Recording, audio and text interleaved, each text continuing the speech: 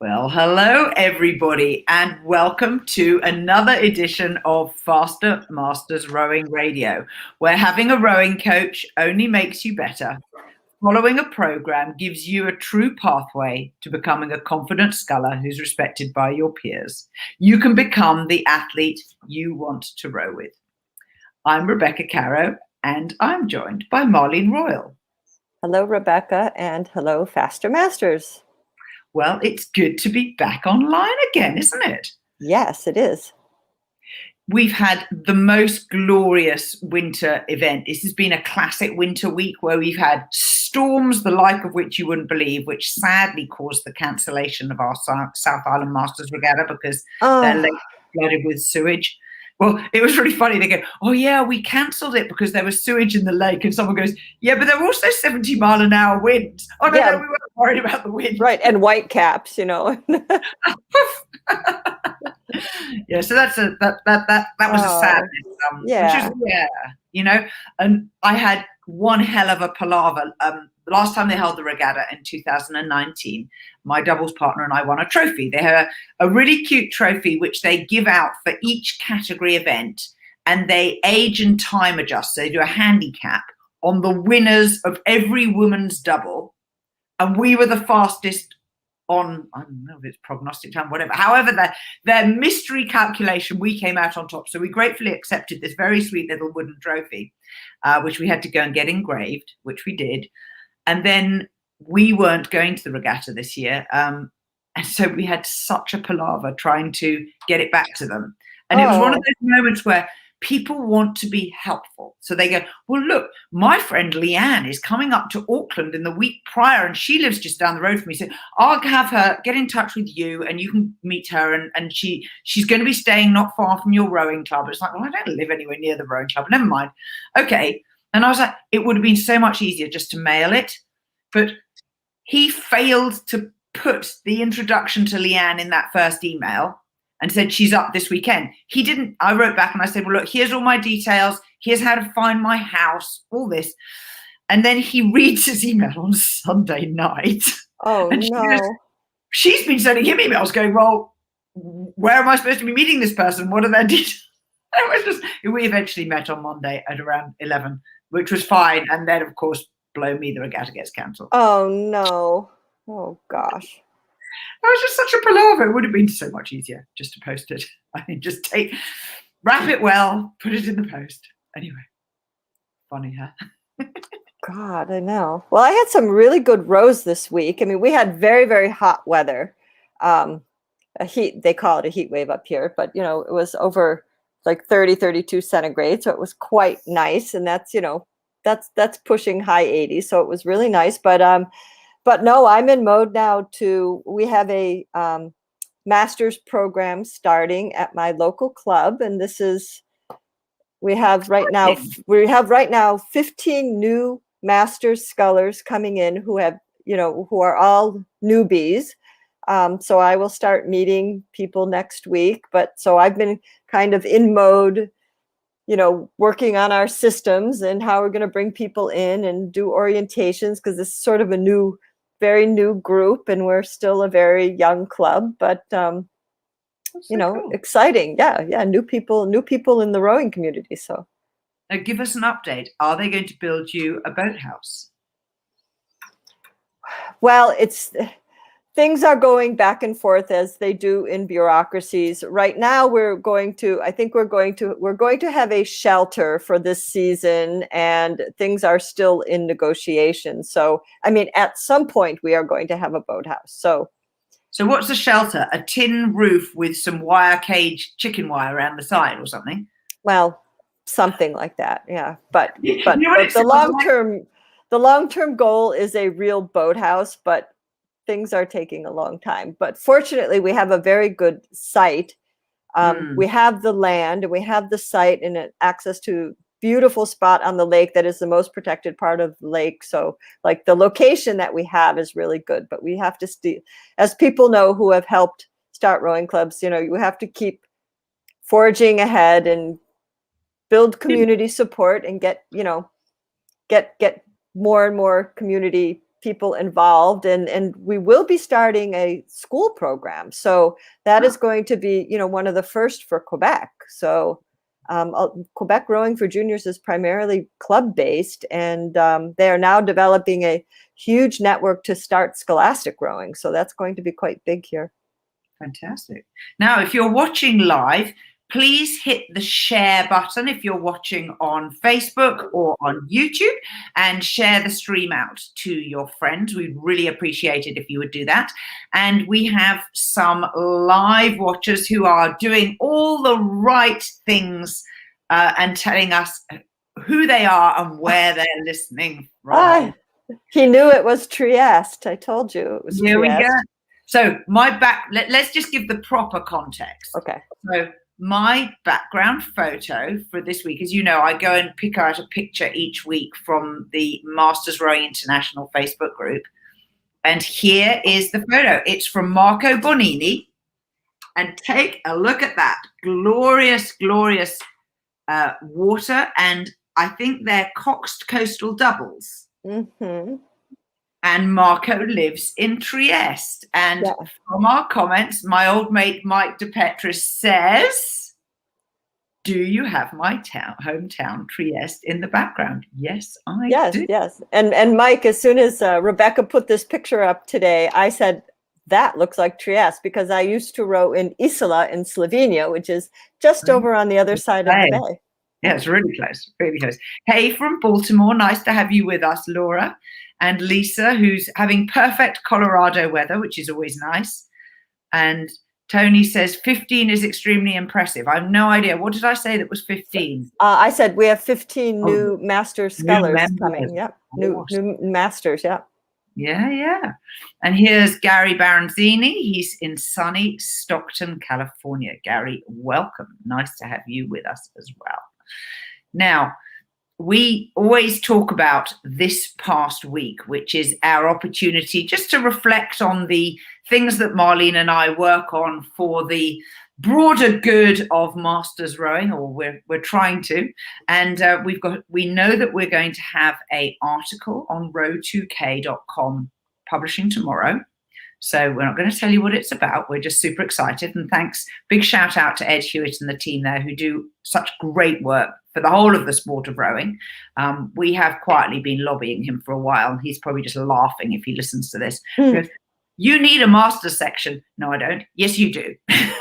So we don't yet have a master section, but we write topics of interest to masters, some of which, as he very generously points out, cross over into like the whole of the rest of the sport. But hey, we're pleased with that. Masters can share. We can share. We're nice. We play nice. And I have a big thing that I've been working on this past week, which is I want to learn more from you guys. So I have 3 separate things going on. The first one is a bit of a long-term program that I've been running for a while on LinkedIn. There's a very popular group called the World Rowing Network on LinkedIn, which was started by some Dutch people ages and ages ago. And I am writing each week to about 30 people in the group, asking them for their ideas on how to improve Masters rowing. So I'm slowly working my way through that. So if you're in that group, you can expect to get a message from me slowly at some point. Secondly, if you are a paying membership customer and you're on a training program subscription with Faster Masters Rowing, in your bonus this month, there is a questionnaire survey. We want to know from you what you'd like more of, less of, what you'd like done differently. And we're getting some really great responses, people talking about website functionality, people talking about elements of the program that they'd like us to ramp up or ramp down or vary. So please, if you are a subscriber, and there are lots and lots of you, there's well over 100 now on the individual program alone, please go into the bonus and fill out the survey. It'll take you a maximum of 5 minutes, and that'll be really, really helpful. And our second thing is, if you are on our newsletter mailing list, which a lot of people are, we are into several thousand people now on our newsletter list.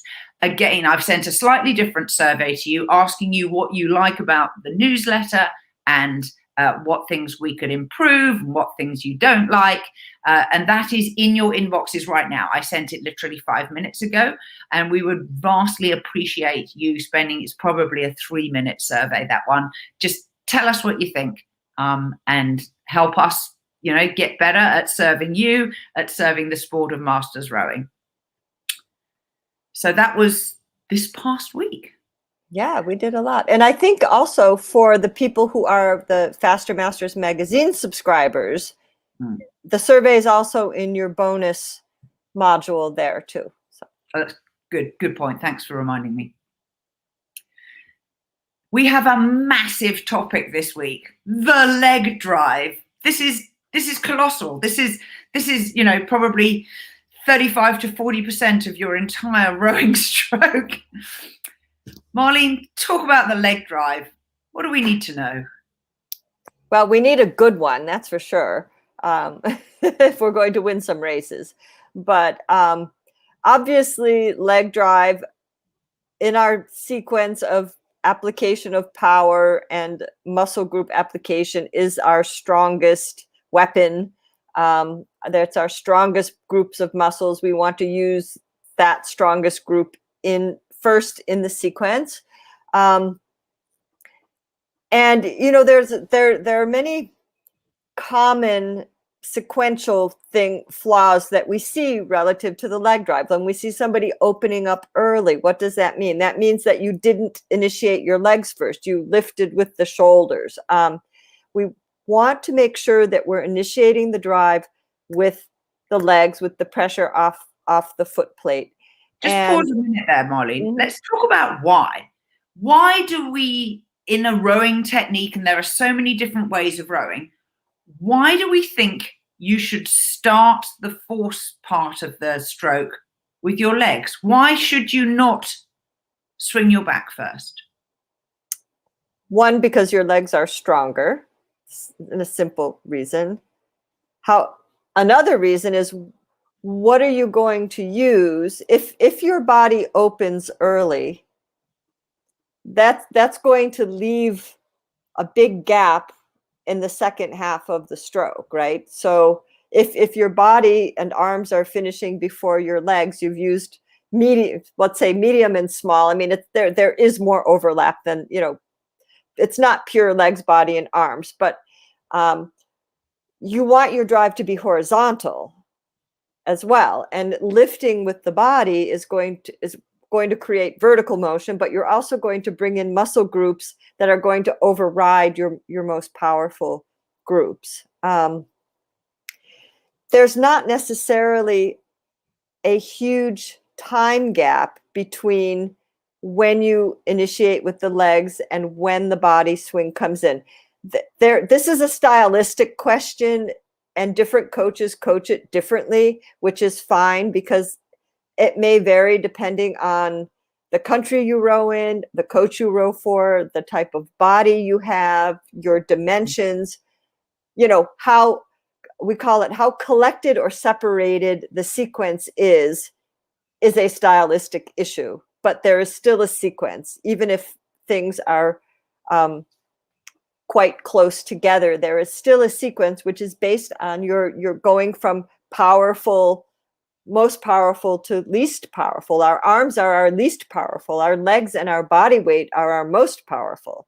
So, and remember, you can only use each body part once each stroke. Mm-hmm. That's another reason, as Marlene said, you want your power to move from bigger to smaller muscles. And if you, for example, take a catch and you bend your arms, you can't then straighten them and bend them a second time in the stroke without losing acceleration. Well, you can, but you will lose acceleration. Right. You can do anything you want, but whether you want to move the boat is, I mean, I always tell people, listen, you can do anything you want, but if your goal is to move the boat faster, then we have to put it into a little bit of a different context. And I would say that, we're talking about main big principles here. You can see some people have idiosyncratic strokes who can still move boats quickly.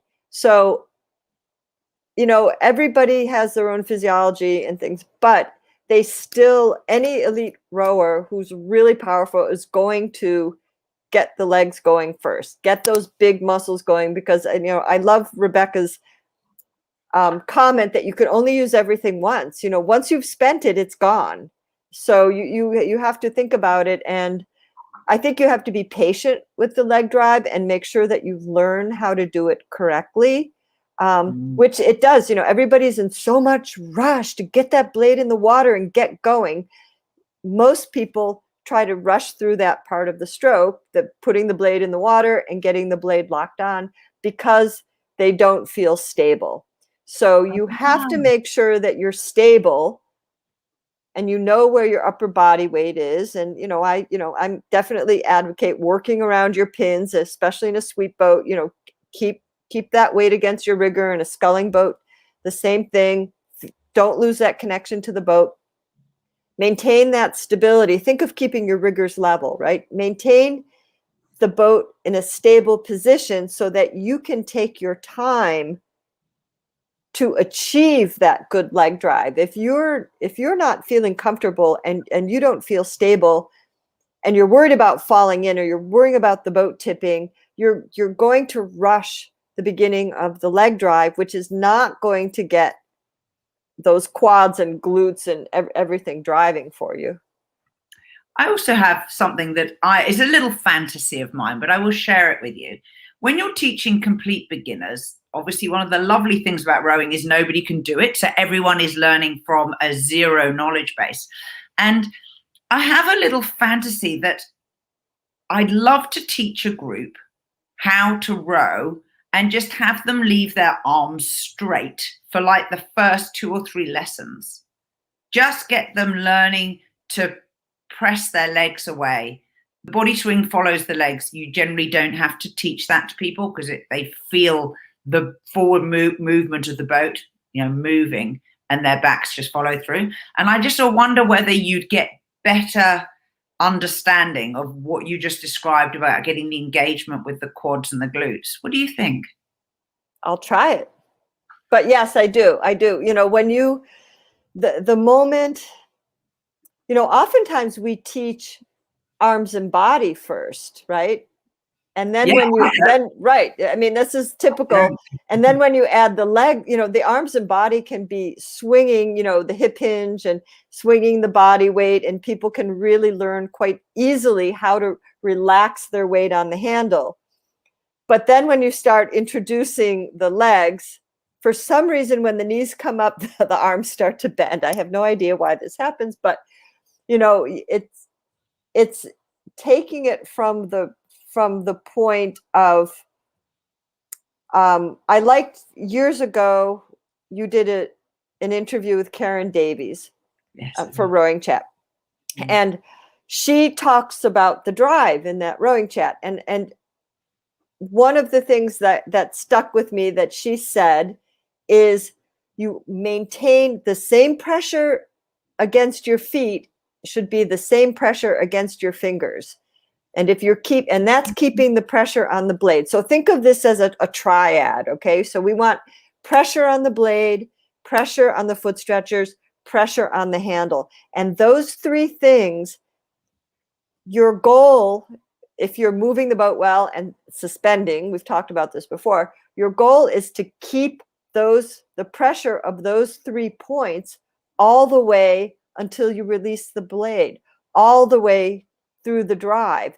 And the common errors that we see are you put pressure on your foot plate when you put the blade in the water, but you don't have the same pressure on your handle. So what did you just do?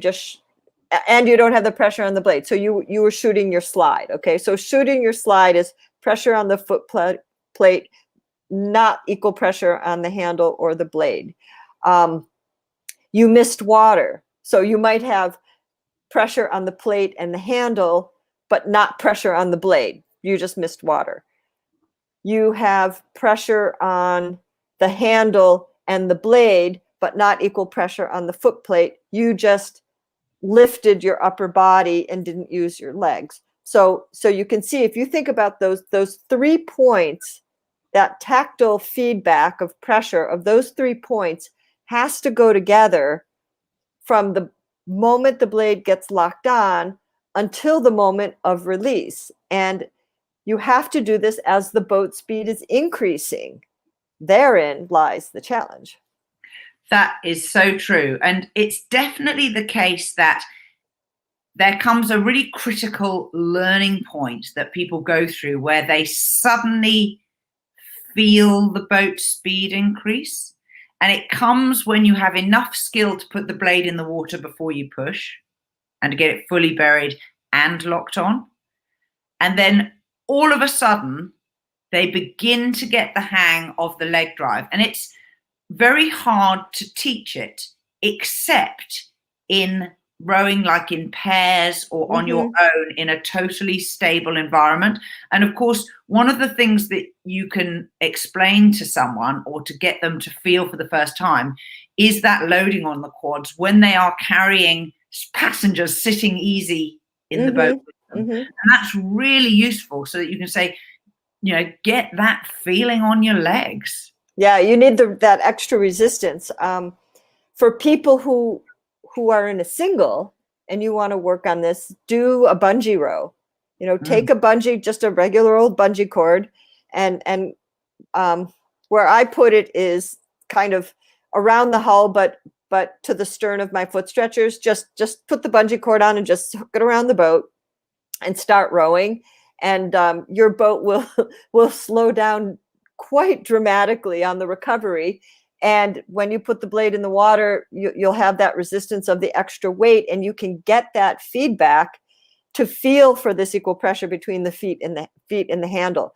Because the key with the leg drive is locking on, like Carol Bauer is a coach at Craftsbury, but Carol also is an Olympic gold medalist, and she rowed in the U.S. Women's 8 in 1984. And the last time I listened to her do the intro evening at Craftsbury, one of the things she talked about was how she learned to initiate the leg drive. And what she said was, I think her coach was Bob Ernst. And she said, we learned how to be patient, to lock the blade on, and not to hit the foot stretcher too hard, because to apply the pressure, but be transitional, be gentle about it, because to get the glutes working, the glutes are big endurance muscles, and you can't get the glutes working if you hit the foot stretcher too hard. You've got to give them a moment to load. And I thought that was kind of a nice image of, you're not being slow. Okay, we're not talking about being slow, because you have to work at the speed of the boat. So if you're in an Olympic women's 8, that boat's cooking right along.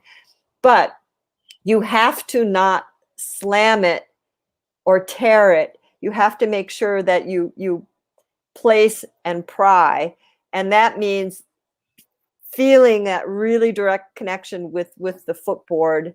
And it's complex, especially under high speed. It's complex. So it really is.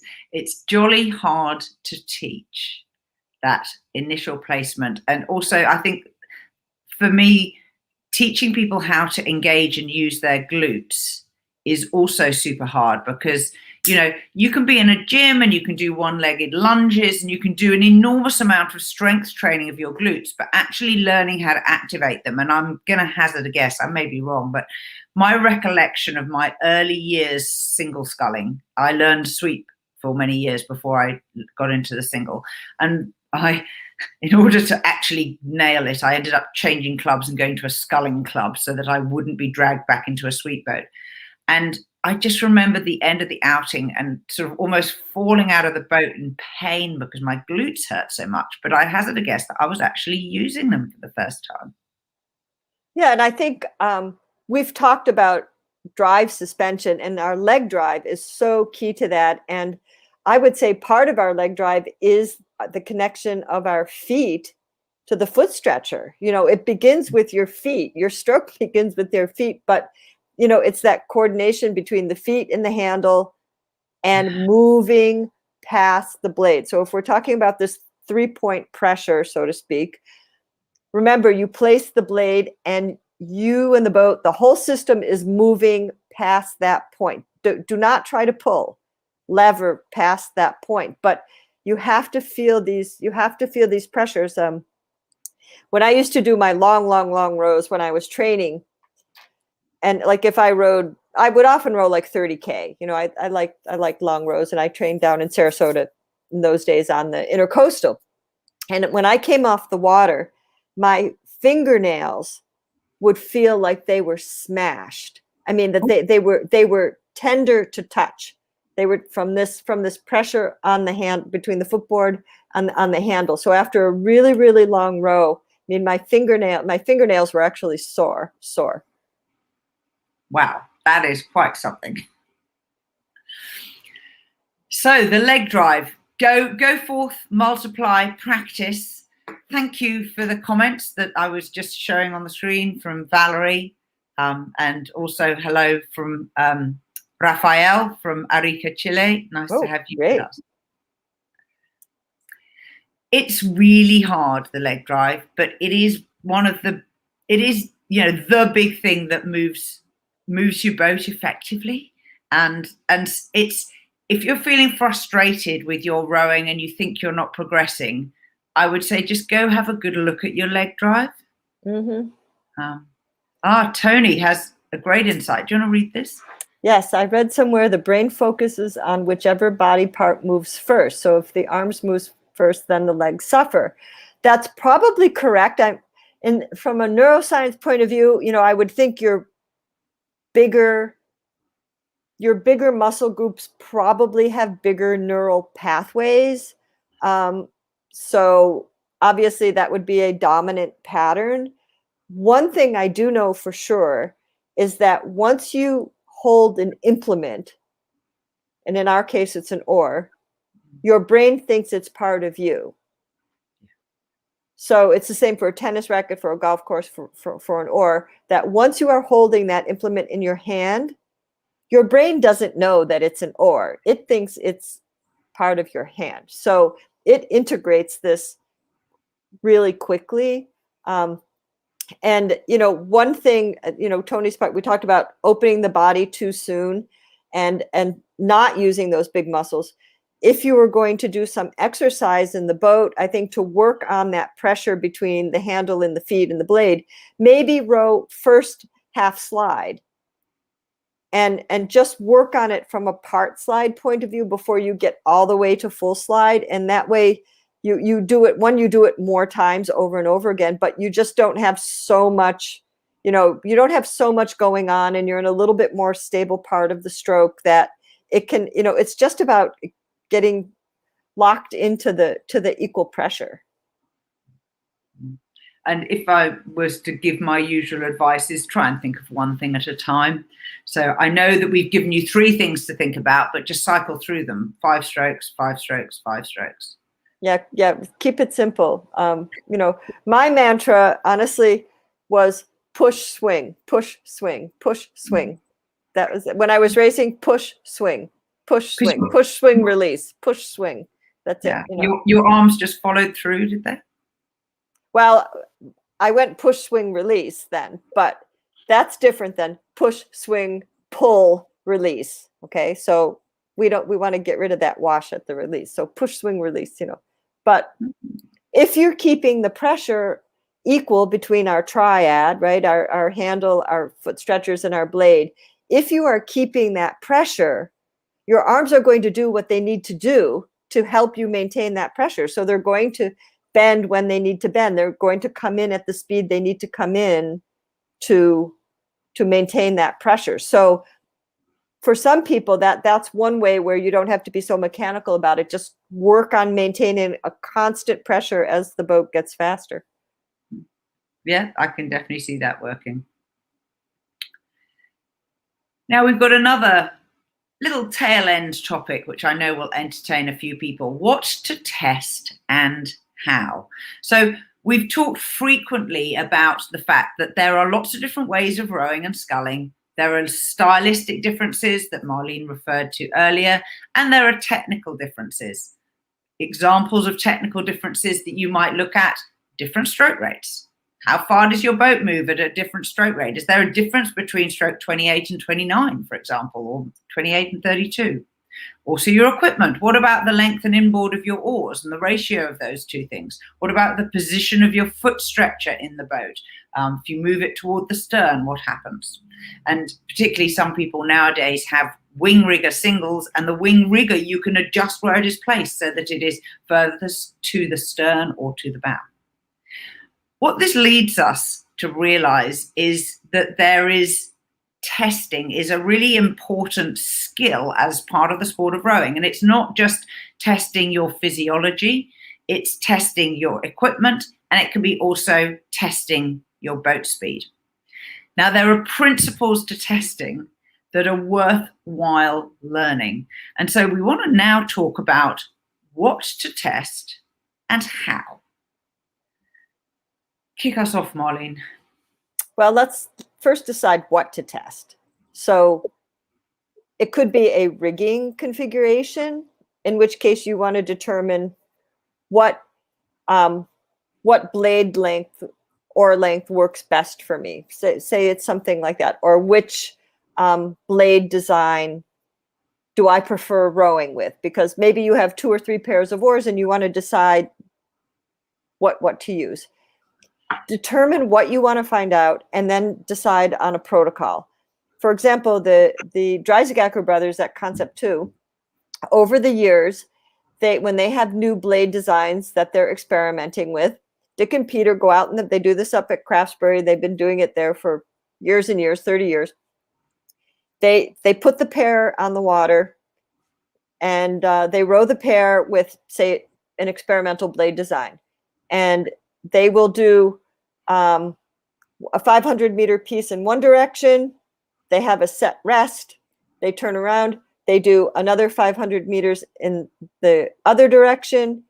And then they go in, they switch oars or blade design, whatever they're comparing.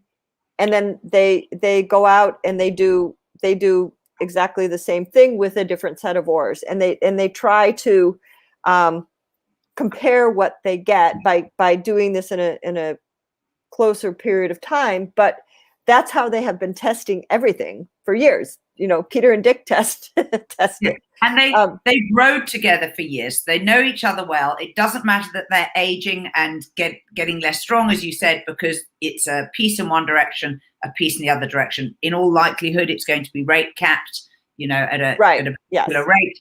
And so they've tried to control as many variables as possible. So the key, as Marlene says, is decide what you want to test and then how you're going to do it. And that's what she called a protocol. And be very disciplined. Only test one thing at a time. And it's absolutely okay to have an inconclusive result, to say, well, that didn't prove it either for or against. Okay. So that means those two things, if it was a set of oars like you just described, they are equivalent, which is fine. You've learned something. You've learned that those two oars are equivalent. And for example, for some of our listeners train on the erg, in a case of an erg, maybe this is how you experiment with your drag, or maybe this is how you experiment with your heel height on your foot stretchers, is by changing it one notch, and then you do a 500-meter piece at X rate, and how strong was your drive, and then you change the foot stretcher and you check it again. So something like that could give you some information of what setting, what adjustment is best for you, or what drag at a certain rating is best for you. On the water, I personally like pretty straight trials, because, as again, like we said, you need something that's repeatable, that's going to give you information relative to your situation. So if you're training for a 1K race, I would say at home, if you have a good 1K stretch of water, use the same stretch of water all the time when you do your 1K trials. If you're rowing with some place that has current or something, you might have to do one in one direction, one in the other direction. But you can figure out relative to your own situation if you have a home course that you always row in the certain direction, or you have a 5K course that you always row in a certain direction. But understand what you're testing, because if you're training for a certain distance, you want to make sure that your trial taps into the physiology that you need for your race. So for example, if you're training for 5K, you don't want to do only 1K trials. For example, you want something that's race fairly close to race distance. It could be your home course, but it should be the same relative energy system. But this is also like what we talked about in the Racing Starts Challenge. You could say, I want to test the first 250 meters of my race, and you decide on different starting and settling protocols, and you try to practice them in similar conditions to see what does the best job for you. I think so. What I wouldn't get into is multiple pieces with certain rests and changing stroke rating and then getting some cumulative score. And if you want to do that, but you keep records for 25 years and you've got something to compare it to, that's one thing. But I like keeping it to a real, this is a pure test piece, and you're going to do your best on this one trial piece and at the parameters that you determine. So yeah. And we haven't really talked much about physiological testing or fitness testing, but just a reminder that in the Faster 5, the fitness assessment is one of the 5, and it helps you appraise your personal fitness on 3 key measures: your absolute strength, how strong are you, your anaerobic fitness, and your aerobic fitness.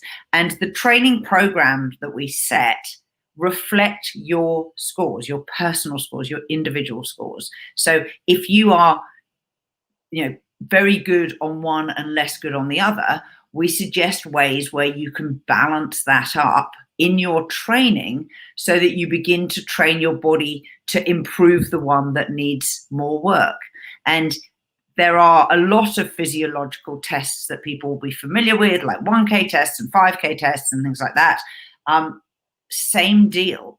They test a 1K test, for example, just tests your absolute speed, your ability to cover the distance set, in whatever way you choose. You might do it rate capped or not. But one of the things that's worth thinking about is if you are going to do an all-out test, it doesn't matter if that test is in the weights room, in the gym, or on the erg, or on the water, you need to be rested before you do the test. Otherwise, you're not going to give yourself a fair chance to get a good result. And resting is part of a peaking program. When you're writing a training program, even if it's not the big event at the end of the year, you need to allow your body some time to rest and recuperate before doing an all-out test, if that's what you want to be measuring. If, on the other hand, you want to just be measuring your 1K speed once a week or once a fortnight, regardless of your physiological, if you want to test it regardless of what phase of your training plan you are in, that's a different test. So you might just go, we are going to do this test every Wednesday, and we will review the results in the context of all the other training sessions that we've been doing in that week or that month, so that we have a balanced understanding.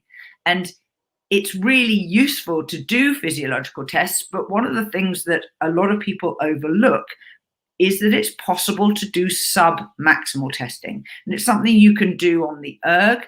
You don't need to rest before it. You don't need to peak. It makes some calculated recommendations based on what you do that a skilled coach can interpret and then move into the training plan that you're following. so that it can work on the elements of the plan that you need to improve on. So testing does not have to be all out, nails. I'm right. thinking, right. Yeah, exactly. It just has to have the same features. Like perhaps you really like rowing 10 minutes at stroke rate 24 in your single on the water, and you just love this piece. Well, that's your piece. You repeat this piece 10 minutes, same length of time, set stroke rate, and you look at how did you improve your meters per second, or how far did you go? So, you can choose anything you like. I mean, in Boston years ago, when I lived and trained in Boston, I had my 4 mile time trial. That was my piece that, when we got into the fall training, that was our piece. That was kind of our head of the Charles training piece. And I knew that when I started to get into a certain time range, that I was starting to get back into that shape. But you can pick anything. You can say, I want to do 5 minutes at 25. It's totally okay. It's just, you need it to be repeatable. Here's my favorite one.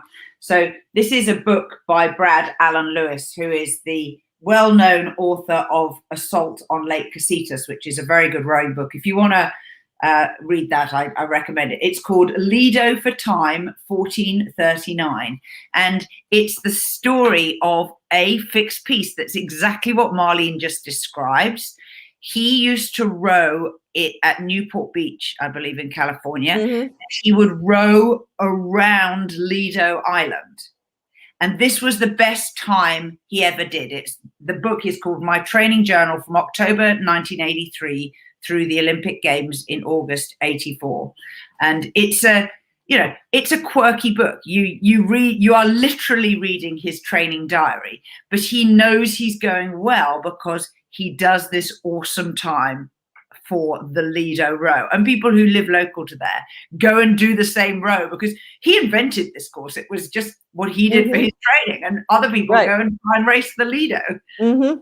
Yeah, it's fun. It's like at Craftsbury, there's the head of the Hosmer, right? The head of the Hosmer, it's like we used to joke, it's the most frequently run regatta in the world because they do it every single Thursday, right? So, but we have world records and, everything. So, fastest time. So, it's testing is important at whatever you want to do. I will tell you, remember in the racing start, I told you my worst racing start ever.